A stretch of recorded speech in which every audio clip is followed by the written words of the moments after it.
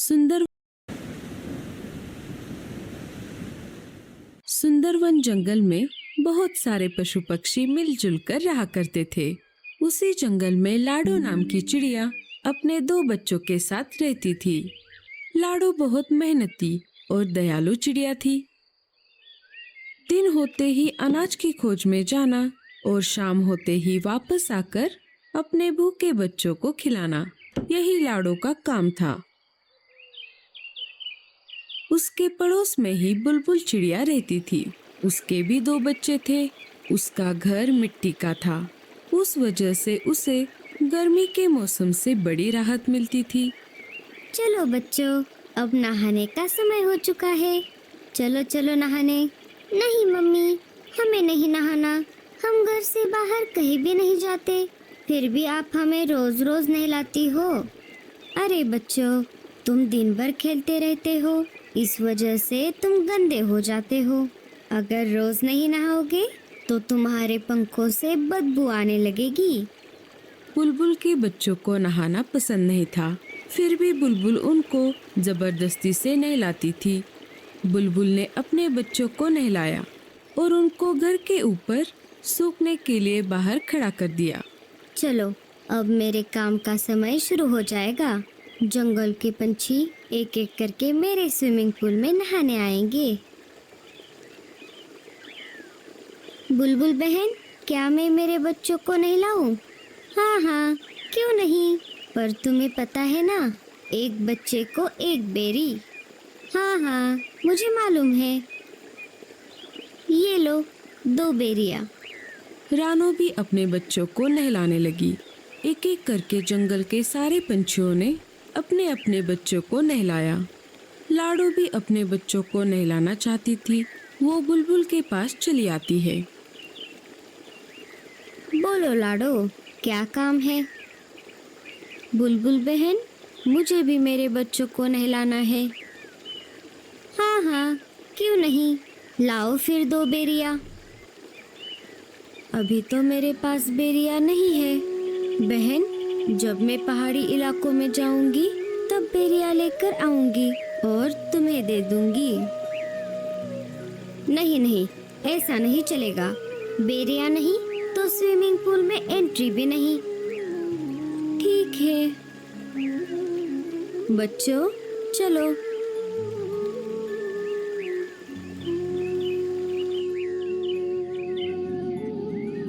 माँ, हमें भी बुलबुल आंटी की स्विमिंग पूल में नहाना है। लाडो ने बच्चों को समझाते हुए कहा। नहीं बच्चों, हम नहाने के लिए नदी में जाएंगे। वहाँ का पानी साफ सुथरा है। लाडो अपने बच्चों को स्विमिंग पूल में नहलाना चाहती थी। बेचारी लाडो कर भी क्या सकती थी। बेरियों का पेड़ ऊंचे पहाड़ी पर था और लाडो अपने बच्चों को अकेला घर पर छोड़कर उतनी दूर नहीं जाना चाहती थी।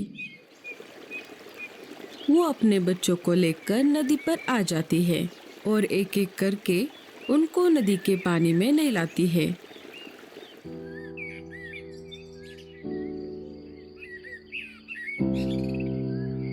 अरे लाडो, ऐसे उदास क्यों बैठी हो? क्या कुछ परेशानी है?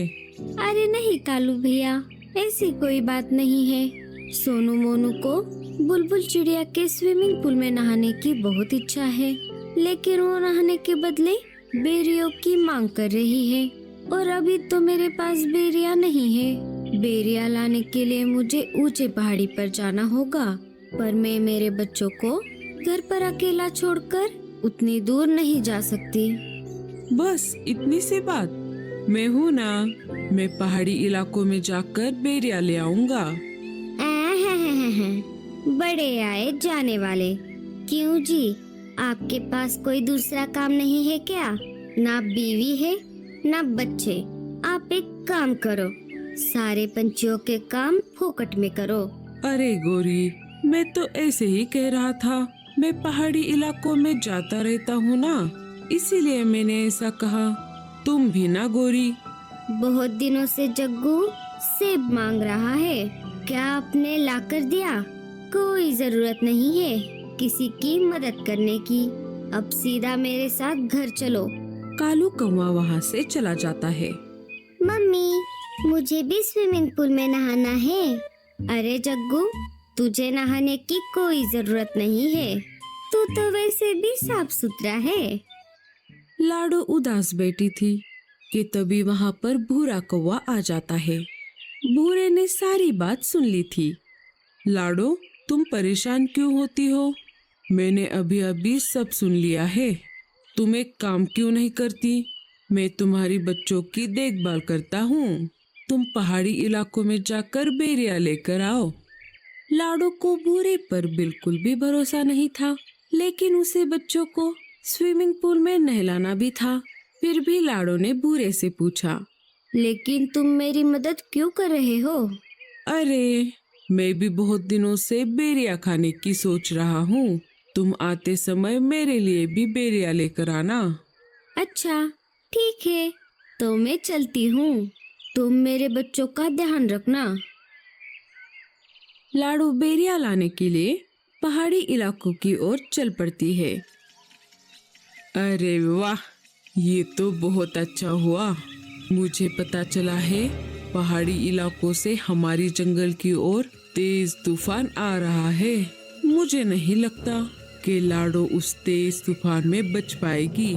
फिर मैं इन दो बच्चों को घर से बाहर फेंक दूंगा। लाडो के जाते ही भूरा बच्चों को घोंसले से बाहर निकाल देता है और घोंसले का दरवाजा लगा लेता है। बच्चे अपनी माँ की याद में रोने लगते हैं। इधर लाडो जैसे तैसे करके आगे बढ़ती रही। वैसे ही तेज हवा भी बढ़ने लगी। लगता है इस तेज तूफान में मैं उड़ नहीं पाऊंगी। लाडो चिड़िया हार मानने वालों में से नहीं थी। बड़ी कठिनाइयों का सामना करते हुए वो आगे बढ़ती रही। तभी उसके सामने से मीनू मौसी उड़ते हुए आ जाती है। अरे लाडो, ये क्या कर रही हो? चलो वापस। बारिश के साथ साथ बहुत बड़ा तूफान भी आने वाला है। अच्छा, ठीक है मौसी। वो दोनों वापस जंगल में आ जाती है। लाडो, बहुत तेज बारिश शुरू हो गई है। तुम एक काम करो, बारिश रुकने तक मेरे घर में रुक जाओ। बारिश थमते ही चली जाना। दोनों मीनू मौसी के घोंसले के अंदर चली जाती है। बारिश अपने जोरों पर थी। मेरे बच्चे ठीक तो होंगे ना? इधर बेचारे बच्चे तेज बारिश में भीग रहे थे। वो दोनों एक पेड़ की डाली पर बैठ जाते हैं, जहाँ पर कम बारिश का पानी आ रहा था। तभी उनको उस पेड़ के तने से आवाज आती है, बच्चों इधर आओ। बच्चे अंदर चले जाते हैं। इधर पूरा कौवा मजे में घोड़े बेचकर सो रहा था। तभी एक तेज हवा का झोंका आ जाता है और भूरे कौवे का घोंसला पानी में गिर जाता है। भूरा घर का दरवाजा खोल नहीं पाता और वो डूब जाता है। थोड़ी देर बाद बारिश कम हो जाती है। लाडो वापस अपने बच्चों को देखने उसके घोंसले की तरफ आ जाती है और देखती है तो क्या, उसका घोंसला तो वहाँ पर नहीं था। वो सब तरफ खोज करने लगती है। तभी उसे बुलबुल चिड़िया मिट्टी में दबी हुई दिखाई देती है। लाडो, मुझे बचाओ। मेरा मिट्टी का घर बारिश में गल गया और मैं मिट्टी में धंस गई। अपनी जान की परवाह न करते हुए लाडो बुलबुल चिड़िया को गीली मिट्टी से बाहर निकालती है। लाडो, मुझे माफ कर दो।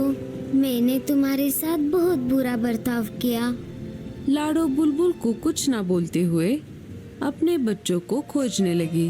तभी पेड़ के तने से बच्चे बाहर आ गए और अपनी माँ को पुकारने लगे, माँ, हम यहाँ पर हैं। लाडो अपने बच्चों को देखकर बहुत खुश हो गई। अरे मेरे बच्चों, तुम कहाँ पर गए थे? माँ, आपके जाते ही उस भूरे अंकल ने हमें घर से बाहर निकाला था और हम यहाँ पर आ गए थे। हमें इन बूढ़ी दादी ने बचाया। माँ जी, आपका बहुत बहुत धन्यवाद। अगर आप मेरे बच्चों को आसरा ना देती तो मेरे बच्चे इस तेज बारिश को सह नहीं पाते। कुछ दिन गुजर जाते हैं।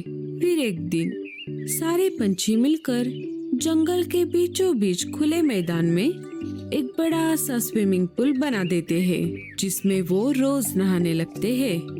दोस्तों, आपको स्विमिंग पूल में नहाना अच्छा लगता है या नदी में? हमें कमेंट्स में जरूर बताना। और स्टोरी अच्छी लगे तो लाइक, शेयर और सब्सक्राइब जरूर करना।